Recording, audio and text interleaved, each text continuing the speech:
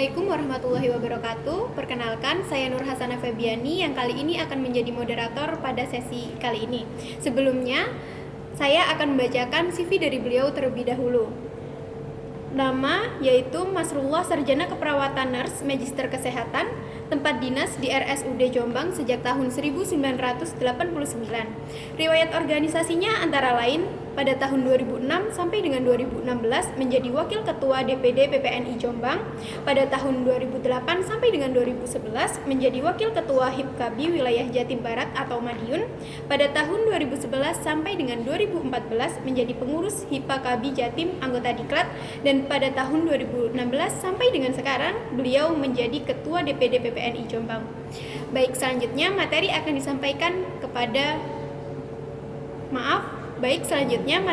disampaikan oleh Bapak Masrullah. Waktu dan ruang kami persilahkan. Baik, Assalamualaikum warahmatullahi wabarakatuh. Yang saya hormati segenap sivitas akademika ISMA Jombang, yang saya hormati Ketua Panitia pengenalan mahasiswa pada kehidupan kampus pada pagi hari ini. Mari kita bersama-sama panjatkan puji syukur kehadirat Allah Subhanahu wa Ta'ala, yang mana pada situasi pandemi yang belum berakhir kita sekalian diberikan kesehatan. Baiklah, saya dari DPD PPNI Kabupaten Jombang. Perkenalkan, nama saya Masrullah sebagai Ketua DPD PPNI Kabupaten Jombang. Kami akan mengenalkan tentang organisasi profesi PPNI kepada calon mahasiswa. Kenapa saya berikan calon? Karena pada saat ini panjenengan semua masih di dalam masa perkenalan kehidupan. Organisasi profesi, kalau kita tahu di sini, organisasi ini lahir berdasarkan serangkaian perundingan beberapa tokoh tenaga keperawatan dari berbagai organisasi keperawatan yang berdiri sendiri-sendiri. Dengan kesadaran pentingnya bersatu, maka pada tanggal 17 Maret 1974 mereka sepakat melaksanakan fusi menjadi Persatuan Perawat Nasional Indonesia yang disingkat dengan PPNI. Di sini dapat kita simpulkan bahwa sebelumnya perawat itu ada berbagai macam perawat. Yang kalau kita tahu, karena panjenengan lahir di era sekarang, kalau saya sendiri sudah lahir di sekitar tahun 60-an, sehingga saya tahu betul pada saat saya masih kecil ada di situ juru pantai kusta, ada juru imunisasi, ada juru perawat luka. Dari bermacam-macam tenaga profesi keperawatan ini, mereka merasa sebenarnya dari secara keilmuan kita mempelajari jadi satu. Sehingga mereka merasa karena mempunyai satu tekad, sehingga berdirilah sebuah PPNI yang mempunyai perundingan panjang. Perundingan ini bertahun-tahun, pada tahun 1974, yang tepatnya 17 Maret ini, mereka sepakat bersatu menjadi sebuah wadah PPNI. Nah, dengan demikian, setelah kita sampaikan seperti itu, kami berharap dengan menjadi calon mahasiswa perawat ini menjadi pilihan alternatif, tapi menjadi pilihan utama. Sehingga diharapkan sejak awal sudah mempunyai cita-cita kepingin menjadi seorang perawat. Ya. Pada tahun 2004 itu, pengurus PPNI saat itu masih ada di pusat. Ikutilah saat ini setelah berkembang, 32 provinsi sudah ada pengurusnya. Yang kalau dulu untuk mendirikan provinsi itu sangat sulit. Saya mengalami, saya menjadi seorang perawat itu sejak tahun 1988. Di Jombang sendiri pada saat itu belum ada pengurusnya. Di Jawa Timur baru saja ada pengurus. Di Jombang waktu itu saya tahu betul kegiatannya tidak terarah kepada tujuan organisasi, tapi hanya bersifat arisan dan arisan. Sehingga informasi-informasi penting dari organisasi belum nyampe. Oleh karena itu pada saat ini perawat yang lahir di era di atas tahun 95 ke atas harus bersyukur. Karena apa? Roda organisasi sudah berjalan sedemikian rupa, tatanan-tatanan lambat laun ditata sebaik mungkin, dan pada akhirnya tahun 2014 kita sudah mempunyai undang-undang keperawatan. Kalau kita lihat dari tahun 74 sampai 2014 itu sudah berapa tahun perjuangan yang sangat panjang bahwa perawat untuk bisa diakui legalitasnya. Ya. Kemudian pada tahun 2003 PPNI sah menjadi anggota ICN, yaitu International Council of Nurse. Kita masuk pada urutan yang ke-125. Nah, sebelumnya bagaimana dengan kiprah Indonesia dalam hal keperawatan terhadap dunia? Sebenarnya sudah ada, hanya saja banyak tidak tercatat pada sejarah. Sehingga setelah menjadi anggota ICN, beberapa perawat kita sebenarnya sebelum tahun 2003 pun sudah ada pertukaran pelajar ataupun mahasiswa di luar negeri, hanya saja tidak banyak dicatat dalam sejarah. Harapan kita di posisi seperti ini, saya berharap perawat itu betul-betul untuk menjadi seorang perawat betul-betul sudah diimpikan sejak sekarang, sudah dicita-citakan sejak sekarang, sehingga pada saat nanti panjenengan mengikuti PPM di ISME terutama betul-betul mengikuti secara seksama, baik tentang keilmuan ataupun pendukungnya. Di dalam hal ini tentang kode etik dan yang lain-lain, supaya betul-betul dipelajari. Jangan sampai pada saat lulus mempunyai skill yang bagus, tetapi attitude-nya kurang diharapkan. Saat ini pada masa pandemi, mohon maaf sekali, perawat pada masa tantangan yang sangat besar. Di satu sisi mempunyai skill yang tinggi, di sisi lain masyarakat membutuhkan di luar kewenangan. Nah, teman-teman yang sudah bekerja rata-rata mempunyai skill yang lebih tinggi pada saat dibanding dengan pada saat dia menjadi mahasiswa, otomatis, karena jam terbang di dalam melaksanakan tugas ini pasti berpengaruh terhadap skill. Tetapi banyak di antara teman-teman ini menyalahgunakan tentang skill apa yang dimiliki itu, sehingga menjadi PR kita bersama-sama untuk meluruskan itu. Oleh karena itu saya berharap untuk lulusan ISME, terutama yang saat ini menjadi calon mahasiswa, betul-betul dipahami dan ditaati. Organisasi profesi. Beberapa contoh dari organisasi adalah anggotanya adalah praktisi yang menetapkan diri mereka sebagai profesi dan bergabung bersama untuk melaksanakan fungsi sosial yang tidak dapat mereka laksanakan dalam kapasitas mereka sebagai individu. Jadi di tengah-tengah masyarakat kita tidak bisa hidup sendiri. Pasti kita berhubungan dengan orang lain. Memang manusia diciptakan dalam rangka salah satunya adalah fungsi sosial.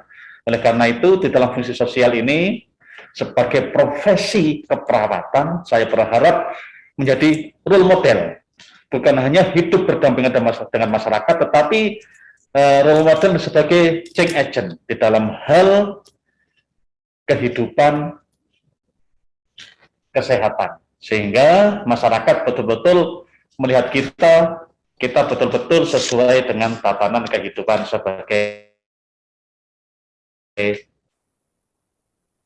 seorang perawat dan sebagainya. Perawat kok merokok ngebes, perawat kok di masyarakat mesti pakai masker, nggak pakai masker. Jangan sampai ini terjadi.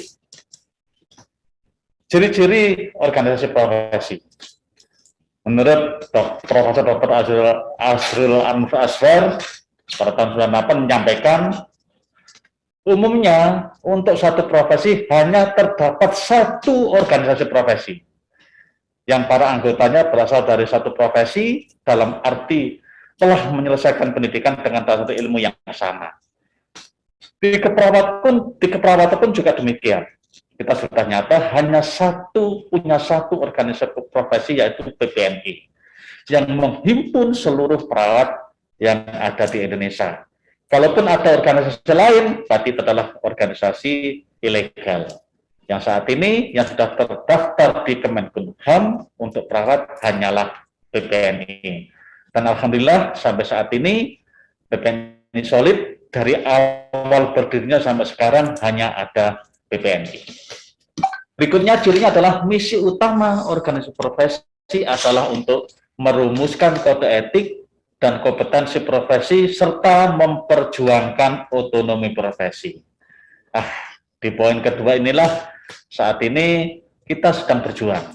Alhamdulillah kode etik sudah bisa kita tegakkan. Kompetensi sudah mulai tersusun. Mulai tahun kemarin, 2019, kita sudah punya pegangan yang legal, yang murni dari produk Indonesia. Mulai dari SDKI, Standar Diagnostik Keperawatan Indonesia, SLKI, dan SLI. Jadi luaran, kemudian semuanya nanti bersumber ke sana. Dan ada kabar baik, mudah-mudahan nanti segera bisa terrealisasi. Beberapa waktu yang lalu kami berdiskusi dengan BPJS Mojokerto, karena kita di wilayah Mojokerto. Mudah-mudahan ke depan diagnosa keperawatan, intervensi dan tindakan keperawatan ini betul-betul bisa diadop oleh BPJS sehingga kita bisa mempunyai tarif tersendiri untuk tindakan-tindakan keperawatan. Berikutnya, kegiatan pokok organisasi profesi adalah menetapkan serta merumuskan standar pelayanan profesi, standar pendidikan, dan pelatihan profesi, serta menetapkan kebijakan profesi. Alhamdulillah, dari ketiga ciri-ciri sebagai organisasi profesi, PPNI sudah memenuhi ini. Jadi artinya kalau boleh dikatakan, hakul yakin saya sudah salut terhadap organisasi profesi. Ini perlu saya sampaikan dengan harapan panjangan nanti pada saat memilih menjadi mahasiswa perawat betul-betul yakin bahwa masa depan terjamin, kesejahteraan terjamin. Kesejahteraan bukan hanya berupa finansial, tetapi dalam bentuk-bentuk yang lain. Contoh, saat ini panjenengan hanya sebagai dosen, hanya sebagai mahasiswa. Setelah lulus bisa berkembang banyak pilihan, bisa sebagai perawat pendidik, bisa sebagai perawat klinik, bisa sebagai perawat peneliti, dan yang lain-lain. Kesempatan ini luas, tergantung dari jenengan sendiri. Karena di sini sebagai organisasi profesi, di antara ciri-ciri ini semuanya sudah masuk di dalamnya. Oleh karena itu, saya berharap Anda yakin dan betul-betul mengikuti pendidikan ini secara seksama. Pilihan ke depan ada. Kepingin sebagai perawat klinik, oke, ditata keilmuannya, ditata skillnya mulai sekarang. Kepingin menjadi pendidik, secara keilmuan betul-betul harus dipelajari. Jadi semuanya ke depan tergantung pada Anda, walaupun jangan lupa Tuhan menentukan nasib. Jadi saat ini berjuang, belajar, dan berdoa. Peran organisasi profesi sebagai pembina, mengembangkan dan pengawasan terhadap mutu pendidikan keperawatan. Jadi jangan khawatir, semua pendidikan keperawatan yang ada di Indonesia di dalam hal kurikulum pendidikan tidak begitu saja membuat, tetapi ada campur tangan dari PPNI. Sehingga apa yang diharapkan PPNI sejalan dengan apa yang diharapkan institusi pendidikan. Berikutnya sebagai pembina, pengembang, dan pengawas terhadap pelayanan keperawatan. Ini kita sudah membuat standar pelayanan keperawatan, tinggal memantau bagaimana teman-teman di lapangan apakah betul-betul melaksanakan standar pelayanan keperawatan yang sudah dibuat oleh BPNI. Pembina serta pengembang ilmu pengetahuan dan teknologi keperawatan. Ya, ini tantangan berat untuk BPNI sendiri, karena rata-rata dari perawat ini terhadap pengembangan teknologi minatnya belum besar. Saya berharap calon mahasiswa ini ada yang berminat di sini sehingga ke depan teknologi keperawatan benar-benar bisa diwujudkan, baik teknologi tepat guna maupun teknologi canggih yang lain. Berikutnya, pembina, pengembang, dan pengawas kehidupan profesi. Nah, di dalam hal ini, di dalam kehidupan profesi, otomatis berhubungan dengan etik. Apabila di antara nanti panjenengan kalau sudah lulus, ternyata menyalahi etik, ya mohon maaf, campur tangan BPNI ikut campur di dalamnya. Nah, panjenengan nanti kalau dianggap pelanggaran itu sedang sampai berat, otomatis disidang etik. Kalau pelanggaran ringan hanya berhubungan dengan pengurus BPNI. Selanjutnya, fungsi organisasi profesi di bidang pendidikan. Menetapkan standar pendidikan keperawatan, mengembangkan pendidikan keperawatan berjenjang lanjut. Jadi, pendidikan keperawatan saat ini, kalau dulu waktu saya mendaftar SPK atau APRA, tapi dalam perkembangan berikutnya, setelah kita kaji bahwa ternyata untuk menjadi seorang perawat harus melalui pendidikan tinggi. Kalau pada tahun 92 kalau tidak salah, SPK ditinggalkan, pendidikan tinggi sehingga minimal D3. Yang saat itu masih terjadi pertentangan, sehingga muncullah pada saat itu Permenkes yang lulusan SPK sebagai perawat vokasi, yang lulusan D3 sebagai perawat profesi. Setelah berkembang, pada saat ini, lulusan D3 sebagai perawat vokasi, lulusan S1 sebagai perawat profesi. Nah, kemudian bidang pelayanan keperawatan. Saya lanjutkan dulu, nanti akan saya gabung antara pendidikan dan pelayanan. Bidang dan keperawatan, menetapkan standar profesi keperawatan, memberikan dalam hal ini berikan rekomendasi karena izin dikeluarkan oleh tentu, tapi kita di sini sebagai memberikan rekomendasi kalau ini boleh tidak, memberikan registrasi tenaga keperawatan adalah STR, menyusun dan memberlakukan kode etik keperawatan. Baik, sebelum dilanjut, saya gabungkan antara bidang pendidikan dan bidang pelayanan. Yang saya sampaikan tadi adalah tentang S1 dan D3. Pada perjalanannya, antara lulusan D3 dan S1, di dalam layanan keperawatan, baik di rumah sakit, di puskesmas, BP, atau pada saat praktek mandiri, tidak jelas di mana kompetensi D3, di mana kompetensi S1. Pada tanggal 19 Agustus 2019 kemarin, disusunlah atau muncullah PMK 26 tahun 2019 yang mengatur standar kompetensi perawat D3, standar kompetensi perawat S1. Nah, oleh karena itu, saya berharap ini oleh pendidikan juga ditangkap sejauh mana standar D3, sejauh mana standar S1 ini di dalam lahan praktek nanti betul-betul ditata. Ini karena Kemenkes sendiri sudah respon terhadap hal ini, sehingga nanti sebagai perawat vokasi sejauh mana kompetensinya, sebagai perawat profesi sejauh mana kompetensinya. Selanjut, di bidang iptek, merencanakan, melaksanakan dan pengawasan perkembangan perawat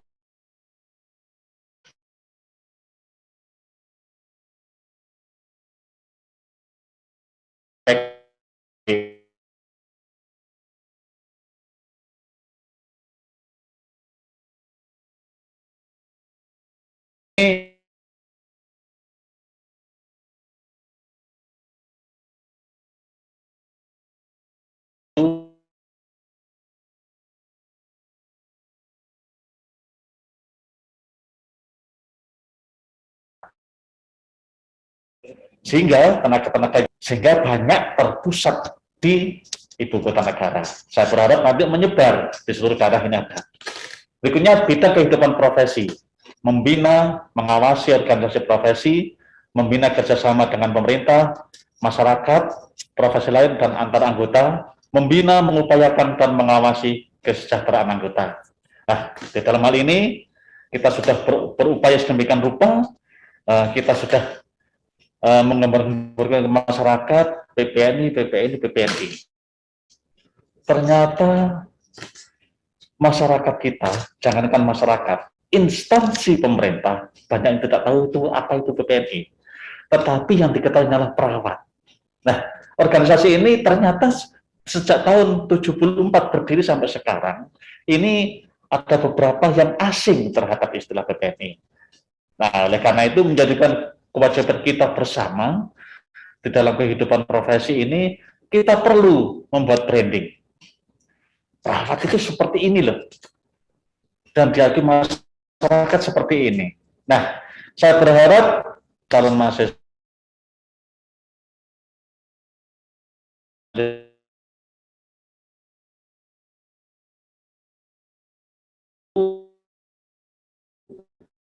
mempunyai branding tersendiri, begitu tahu, oh ini perawat ini. Ini memang tugas berat, tapi saya berharap ini betul-betul bisa terwujud. Manfaat organisasi profesi.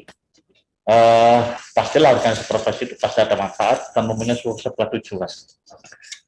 Menurut Brecon tahun 89, manfaat organisasi profesi mencakup 4 hal, yaitu mengembangkan dan memajukan profesi. Ini sudah kita lakukan. Yang dulu SPK kita naikkan.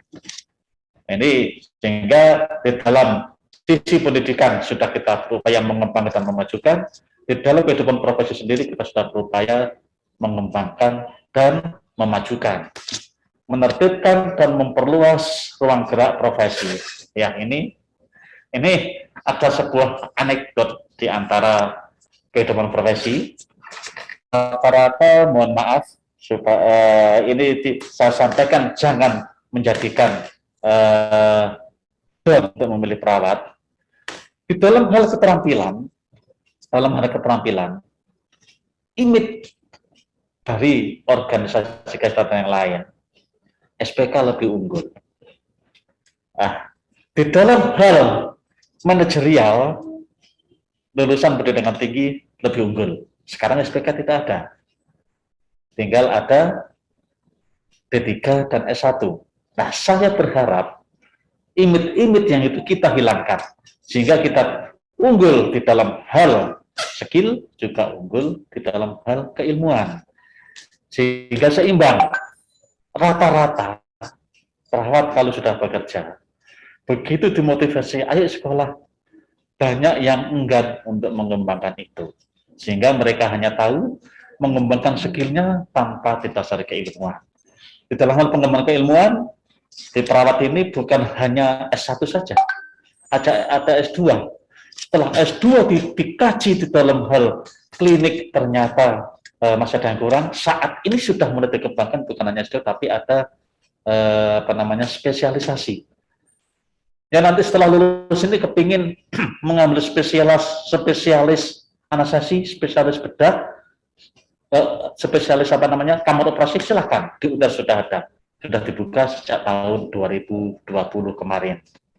Ini saat ini memang terbatas yang sudah bekerja, tetapi nanti kalau sudah berkembang, saya yakin akan dibuka secara umum. Dan ini ada di mahasiswa sudah lulus, jangan hanya puas di sini, tapi juga dikembangkan. Milih yang S2, apa milih yang spesialisasi. Kelulusannya setara, yang spesialisasi pun sudah setara dengan S2. Menghimpun dan menyatukan pendapat warga profesi. Nah, di poin ketiga ini sudah kita laksanakan, yang di situ ada rapat tahunan dengan namanya Munas. Ini menghimpun seluruh keinginan ke profesi di seluruh Indonesia, disatukan sehingga nanti memperbarui ADART yang dimana menjadi pegangan di dalam kehidupan berprofesi, dan ada hal-hal yang diusulkan ke pemerintah bisa jadi untuk merubah undang-undang keperawatan. Memberikan kesempatan kepada semua anggota untuk berkarya dan berperan aktif dalam mengembangkan dan memajukan profesi. Semuanya punya kesempatan. Bukan hanya pengurus saja yang punya kesempatan, anggota pun boleh. Anggota pun boleh untuk mengembangkan ini. Baik, kita lanjut. Saat ini, visi PPNI adalah sebagai organisasi profesi yang disayangi oleh anggota, dicintai pemerintah, dan diperhitungkan organisasi lain. Mudah diucap, tetapi amat sangat berat untuk dilaksanakan. Kita berupaya menampung semua keinginan masing-masing anggota, tetapi sudah pasti banyak keinginan tidak semuanya direalisasikan, atau banyak keinginan realisasinya bertahap.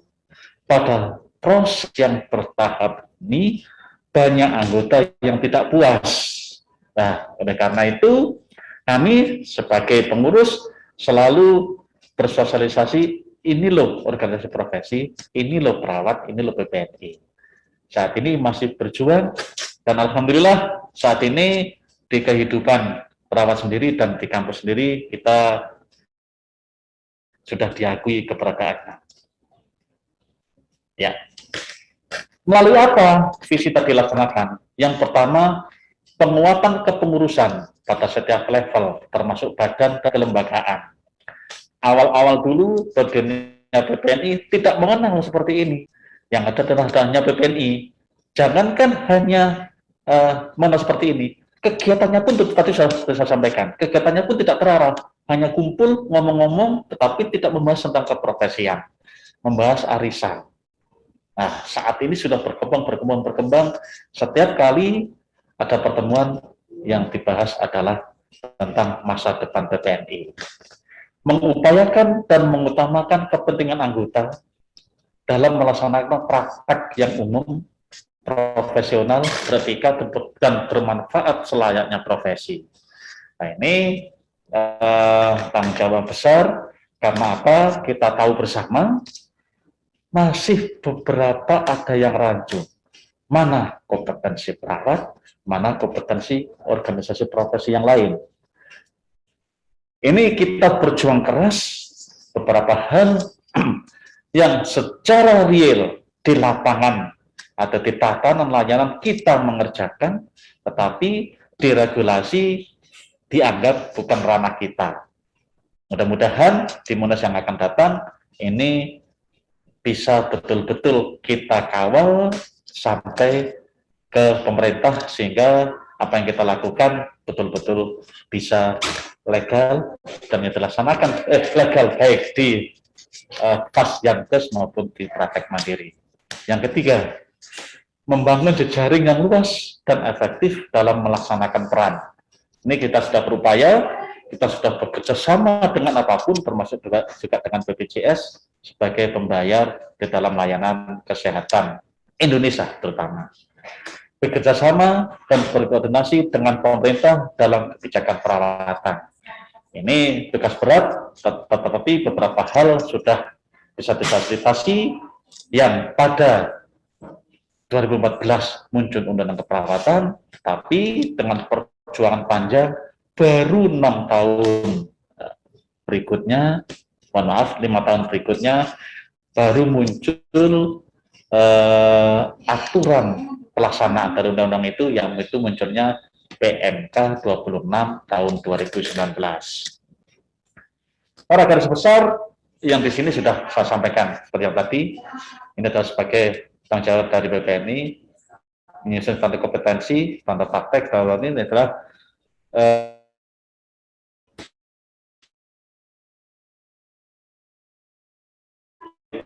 ini juga kita kawal dan selalu kita kembangkan. Kemudian untuk pengembangan masing-masing individu profesi. Ini dengan CPD, Continuing Professional Development. Kita sudah berupaya untuk memenuhi keinginan anggota. Saya sebagai seorang perawat lulusan S1 dengan NES, bagaimana saya bisa mengembangkan diri? Boleh dengan pelatihan, boleh dengan memilih S2 sampai S3, dan bahkan mungkin sampai profesor, semuanya sudah disediakan oleh PPNI, baik dari pendidikan formal maupun dari pendidikan non formal yang berupa pelatihan-pelatihan. Kita sudah bekerjasama dengan semuanya. Sehingga di PPNI ada badan diklat untuk memfasilitasi CPD teman-teman ini. Tentang regulasi, untuk regulasi saat ini memang kita sudah berjuang untuk melengkapi dan untuk membuat legal praktek teman-teman di lapangan. Kalau kita lihat di sini, antara PPNI, pendidikan dan pelayanan adalah sesuatu yang tidak terpisahkan. Hanya saja, boleh saya sampaikan di sini, kenapa profesi ada di atas? Karena yang ikut campur tangan untuk pendidikan profesi, pendidikan keperawatan adalah UPPPNI. Sehingga di sini ada AIPNI untuk memberikan kurikulum bagaimana pendidikan keperawatan itu. Juga di dalam layanan, standar pelayanan disusun oleh organisasi profesi. Ya, kalau boleh saya katakan di sini, sebenarnya kisah-kisah seperti ini banyak. Ini yang dikutip memang di tahun 2010, tapi di luar ini, kalau boleh saya ceritakan, saya tidak cerita ini. Kalau boleh saya ceritakan, ada seorang perawat dari lulusan Kediri. Dia di Abu Dhabi. Yang kebetulan pada saat itu saya bertemu secara langsung, saya tanya, bagaimana ceritanya bisa sampai ke Abu Dhabi? Panjang, Pak. Saya melalui proses yang di dalam negeri sendiri, melalui proses yang sangat panjang, di Abu Dhabi sendiri melalui proses yang panjang. Tetapi perawat ini betul-betul ulet. Dia untuk mencapai bisa lolos ke Abu Dhabi, ke Indonesia, diberikan waktu hanya 3 bulan. Di dalam 3 bulan ini trainingnya diikuti terus, dan kemudian di situ ada tes untuk bisa lolos. Alhamdulillah yang saya ceritakan ini lolos. Setelah lolos dia di Abu Dhabi, ternyata persaingan sangat ketat.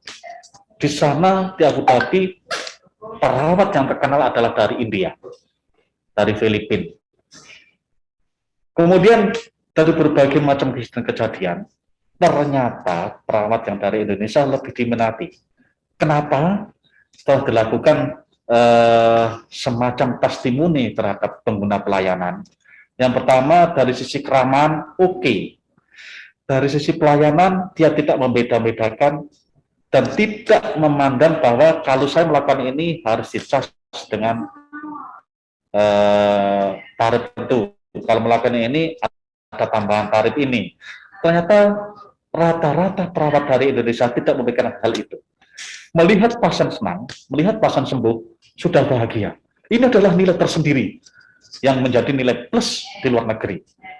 Ternyata di dalam kehidupan si perawat ini, adalah perawat hemodialisis yang di sana, ini kebetulan perawat dari India sedang cuti. Pada saat cuti, mestinya 1 bulan kembali, ternyata tidak kembali. Perawat yang dari Indonesia yang lulusan Kediri dicoba, ayo gantikan posisinya kepala ruang di sini.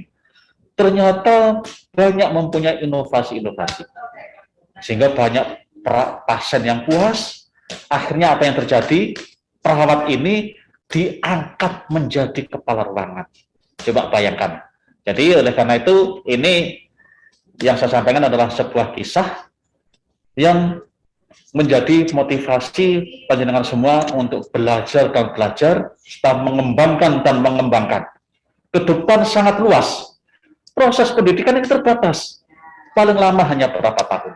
Tetapi di luar ini persaingannya sangat luas, tidak terasa kita jatuh atau berdiri, tergantung bagaimana kita berinovasi dan hasilnya dirasakan oleh masyarakat. Itu pun semua seperti perawat yang tadi saya ceritakan, Setelah dia menduduki kepala ruangan, apa yang terjadi? Ada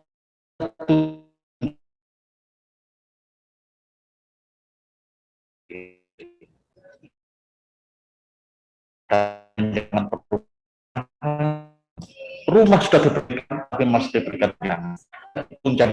Kalau total di gajinya berapa? Yang menceritakan kepada saya 20 juta. Padahal sebelumnya pada saat menjadi dilesis di sana, dia dibayar 30 juta. Bagaimana sampai pulang ke Indonesia pada 100 juta. Saya bukan menceritakan nominalnya, tetapi saya menceritakan bahwa di luar kesempatan itu lebih besar. Adalah pada saat pendidikan. Pendidikan ini pada saat Anda menjadi seorang perawat, bukan pada saat nanti Anda menjadi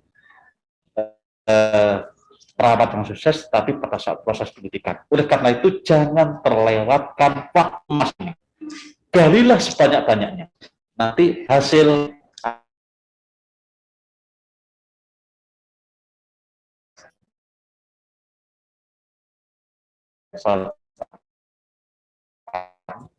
di PR